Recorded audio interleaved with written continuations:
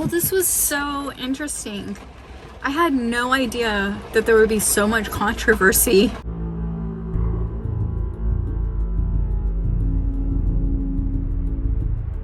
Welcome back to my channel. Yep, in a parking lot. Let's see what I got for dinner tonight. Yeah, I know I should have gotten some broccoli or some kind of veggie. So I'm gonna finish this and then I will check you once we get there and we'll do a night tour. So I just got here. It's just starting to rain. So we are in Locke, California. This is what some people call a Chinese ghost town. George Locke is the one who founded this little town. Let's go check it out at night. Let's see if we see any orbs. I know someone was cheating on gambling and was killed on the river road. Yeah, this town has a lot of history. Just like Bodie, there was a lot of wrongdoings going on. Some prostitution, some gambling, and lots of things, illegal activities. But yeah, let's go check out Locke.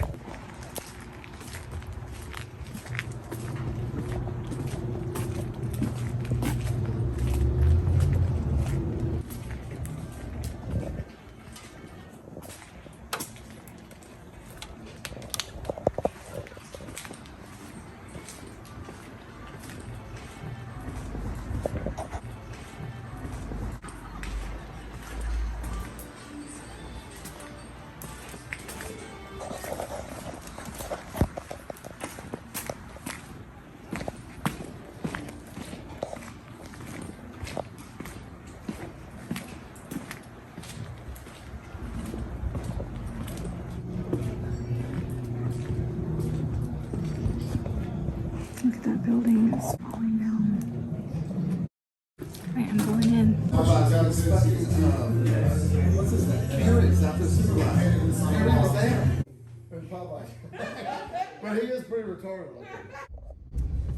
So I went to Al's place, and now I'm going to some marina with someone I just met. Okay.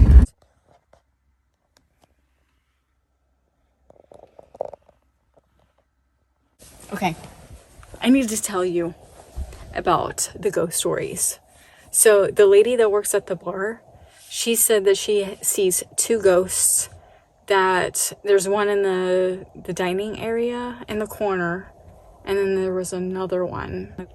So there was a quarter or a dollar, like a silver dollar, laying on the ground, and someone had picked that up. And then she said it was the ghost. And then Ben, the bartender, had said that his first night working, that money was just falling on the floor. And he thought it was ghosts, or someone said it was ghosts, so he was freaking out. They have all this money that's like taped up there. When it rains, it gets humid and then the money will fall down.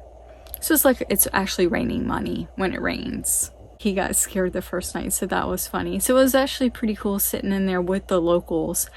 And you know how many locals there are? 62. That's how many people live here in Locke. Patrick told me that he was on Ghost Adventurers because they came here because this is a haunted place. The time that he had seen a ghost it was a few years ago. He was walking with his 2-year-old daughter at night, just walking down Main Street and Locke. He heard people cleaning up in the kitchen at the bar. So he talked to the owner and told him, I heard people cleaning at 3 a.m. And he's like, what are you talking about? I don't have any cleaners. So there was no one out cleaning in there. That's the stories that I heard at the bar tonight. Good morning. So I woke up at the marina.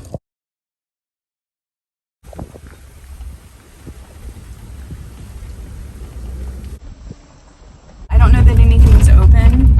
I guess 62 people live here. So yeah, pretty interesting area here. Here we go. I'm going to tell a story, and I will also leave all the links in the description below so you can do your own research to make your own opinion. So the Locke Foundation's mission is to educate people on the history and culture of Locke, California. They state that the first 3 buildings on the south end of town was built in 1912 from leased property. It's also mentioned that Locke was founded in 1915 after Walnut Grove's Chinatown burned to the ground. Locke is not a Chinatown, which traditionally lie adjacent to a non-Chinese community. Locke is a standalone community built by the Chinese for the Chinese. It is said that in its heyday, which was between the 1920s and 1940s, this was an island of Chinese culture with a permanent population of about 600. It's stated that in the early 1970s, Locke's demographics began to shift as the Chinese residents of Locke were either passing away, going away to school or work, and many not returning. So in 1976, Clarence Chu, who was 22 at the time, his sister and her husband, all from Hong Kong, they heard by friends from San Francisco that Locke was for sale.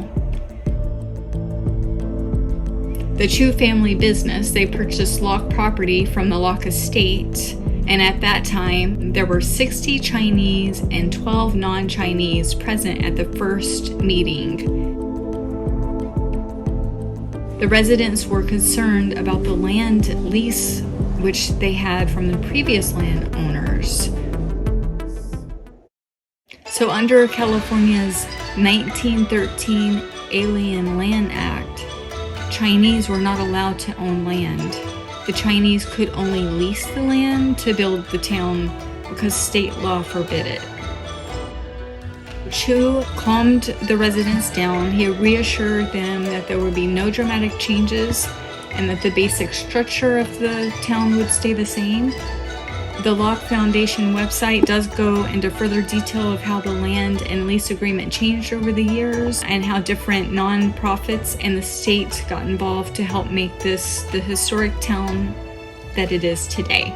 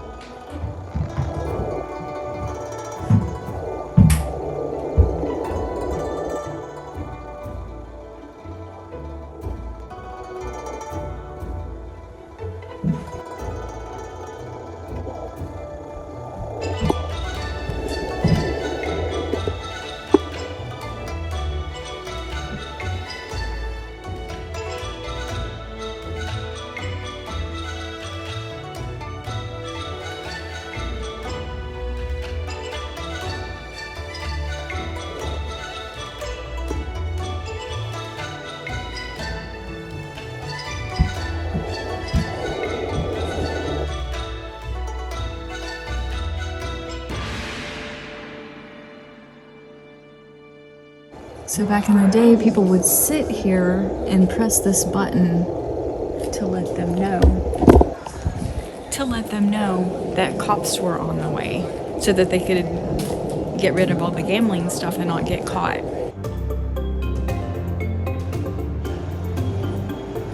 This is where I came last night.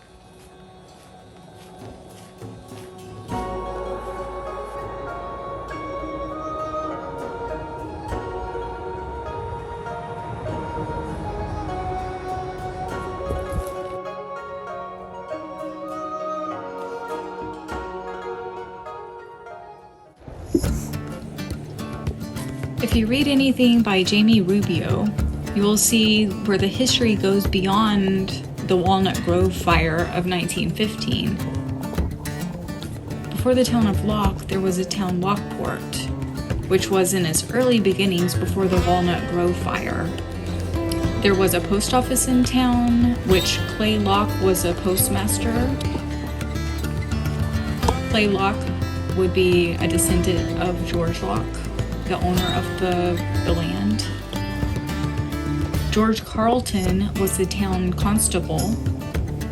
Al came from Italy. Al's restaurant opened in the early 1930s as the New Locke Cafe. If you read Locke history, you'll see references to the 1930 census records, which I was actually able to see copies of while I was at the Bed and Breakfast. This was a melting pot in 1930 with residents from Spain, Portugal, Canada, and all other nationalities based on that census. So looking at historic landmarks throughout the town, the dates reflect 1912 as well as 1915 after the fire. I do encourage you to read the history to have your own opinion.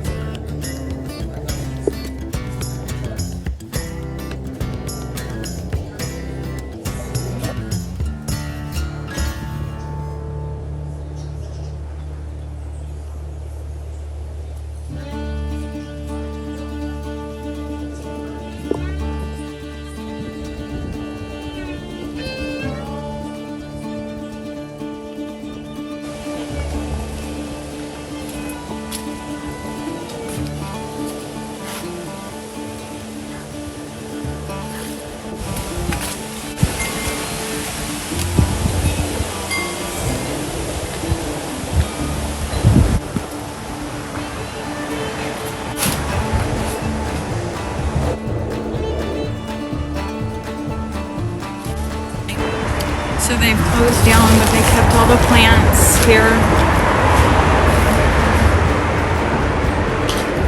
So this is where I wanted to eat. Apparently they have the best Chinese food. Very interesting.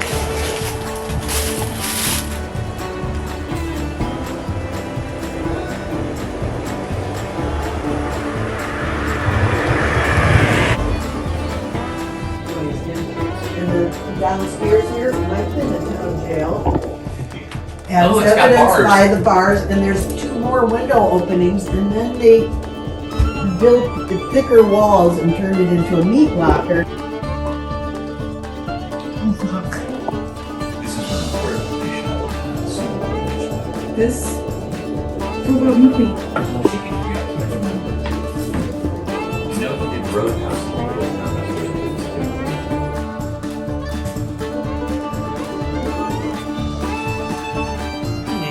that I have found through the last 10 years or so,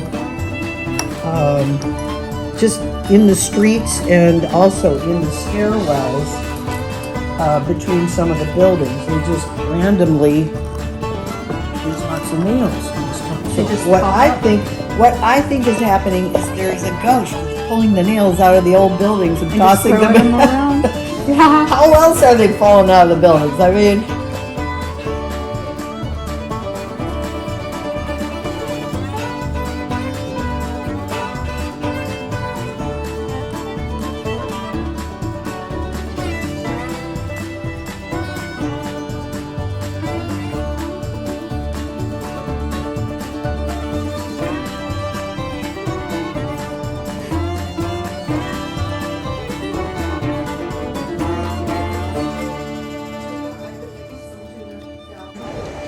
Different than how I thought it was gonna be. I seriously thought this was like a Chinese ghost town. And I just spent a couple of hours with Martha and found that's not exactly true.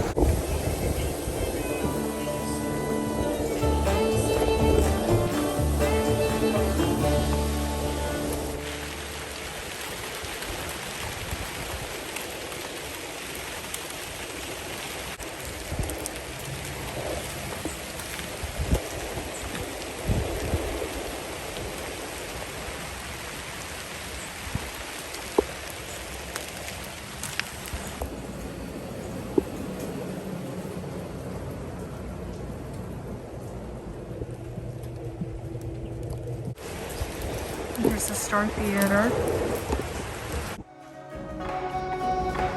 Was this a town created as a melting pot to help all? Or was this a town created by the Chinese for the Chinese? Whatever your opinion, this is a town with rich history and culture and charming new residents to share their history with you. And this is what she was talking about.